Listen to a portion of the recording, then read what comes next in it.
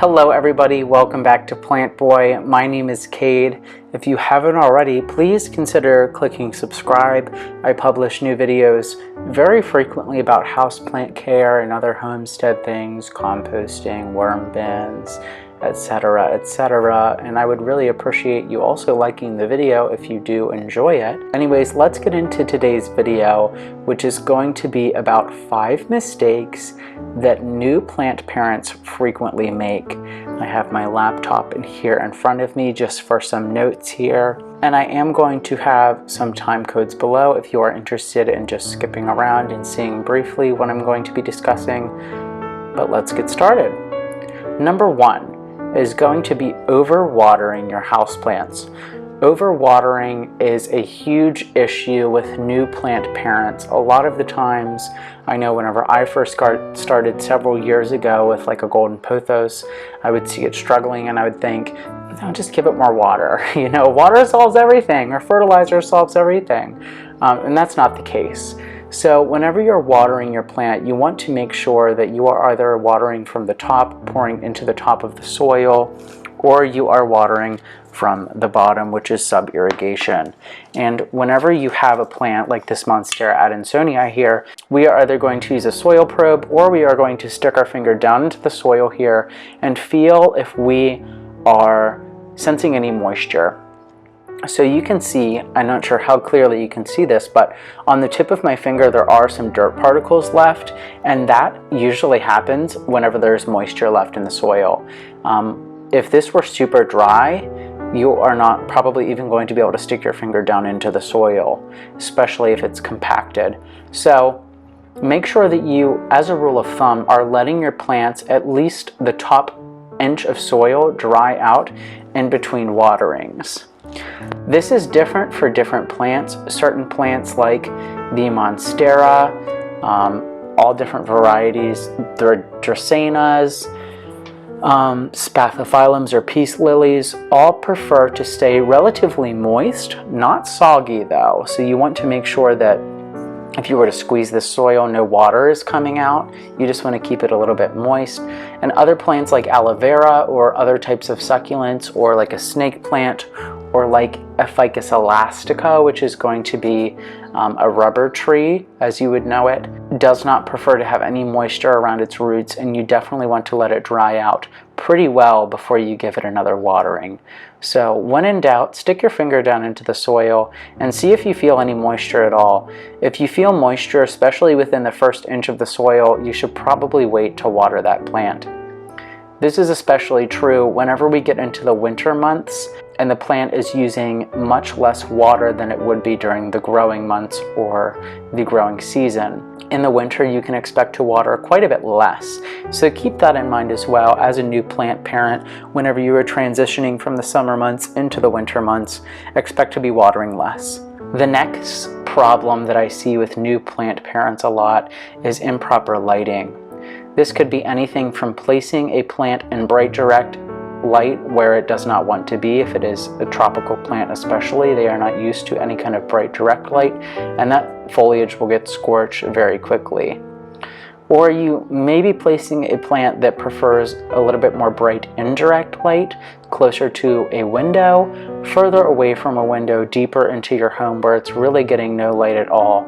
And while it may be okay and it may be stable for a month or two, very quickly you are going to see some random, really fast odd growth, which is the plant giving out its last energy to search for a light source, and then it will just die completely. So a very good rule of thumb is that the large majority of houseplants that you have prefer a medium to bright indirect light scenario. So if you have a sunlight that is getting a lot of direct light, consider purchasing like a sheer curtain that you can pull back and placing a lot of plants near that so it is getting a diffuse light.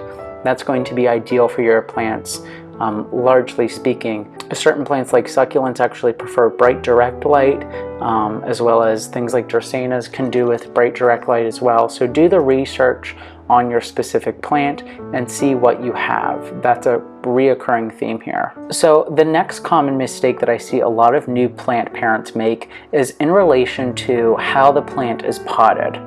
Either the plant parent is not repotting the plant whenever that is necessary, or they do not have it planted in the proper media or the proper planter. A safe bet more often than not is terracotta. That kind of prevents you from overwatering, or is kind of a preventative treatment for overwatering, because terracotta wicks up the excess moisture in the soil and it helps it evaporate quicker. So if you're not really sure on your watering requirements, terracotta is a good choice. Next, you want to make sure that you have a potting mix that only drains out about 20 to 30% of the water that you are pouring into the top of your pot. If you have a soil media that drains far too quickly or is too loose, you are going to be watering way too frequently, and the plant is not going to get the chance to absorb the amount of water that it needs. Conversely, if you have a plant planted in a media that is far too condensed and far too compacted and holds on to moisture for far too long, you are definitely exposing yourself and your plants to a kind of root rot scenario, which is whenever anaerobic respiration happens in the soil due to lack of oxygen, which leads to the roots dying, rotting, turning to mush, smelling, fungal problems, lots of things, which is kind of related to the overwatering thing. So keep that in mind as well. Also, pot size. If you are noticing, especially if a plant is like pushing itself out of its pot, certain plants like that. Snake plants don't mind it. Senecio is like your string of pearls, string of bananas. Other succulents don't mind being root bound. Hoyas are another example of that, or wax plants. However, you want to kind of understand whether or not your plant prefers being root bound, and consider repotting it only during the growing seasons. And if repotting is something that you're not very familiar with, I would recommend going and watching my Repotting 101 video, which I will have linked right here and in the description.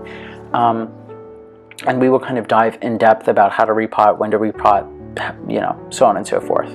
So check that out if repotting is something that you are kind of unfamiliar with. All right, next thing is not cleaning foliage. So plants in their natural habitat really depend on rainwater and wind to pick up the debris on their foliage and take it away, to clean off the leaf, clean off any pests, and allow for the maximum amount of sunlight to be hitting the leaf, thus maximum amount of photosynthesis, thus maximum amount of energy. This is especially crucial if you have a plant that has been in your home for a long period of time, that is very foliage rich, such as the Monstera adansonii, or even something like the Dracaena, or like I've noticed my regular Monsteras have a lot of dust built up on their leaves a lot of times, or like a rubber tree or Ficus elastica definitely has very broad foliage that collects quite a bit of dust, debris, dirt, things like that. And it's really important for you to wipe off your foliage. Try to do it once a week ideally. It depends whether you're indoors or outdoors as well. Like on a porch, I've noticed that my plants get much dirtier out on the porch, and I definitely have to wipe them off more frequently out there. The last thing we're going to be talking about whenever you are a new plant parent, a mistake that you may be making, is related to fertilizing. This can go both ways. It can go from under-fertilizing to over-fertilizing your plant. So if you have a houseplant that you just brought home, do not fertilize it, give it some time to acclimate, and then you can think about feeding your plant. Ideally, you want to be feeding it with something that is natural, something like a worm castings, which is worm poop, really nutrient rich. You don't really run the risk of over fertilizing, and it's also kind of a slow release option, as the worm castings that you put into the soil will slowly leach nutrients out into the soil over a period of time as you water the plant. If you are using a synthetic fertilizer, make sure you are diluting that to half or a quarter of the strength that it is recommended on the packaging.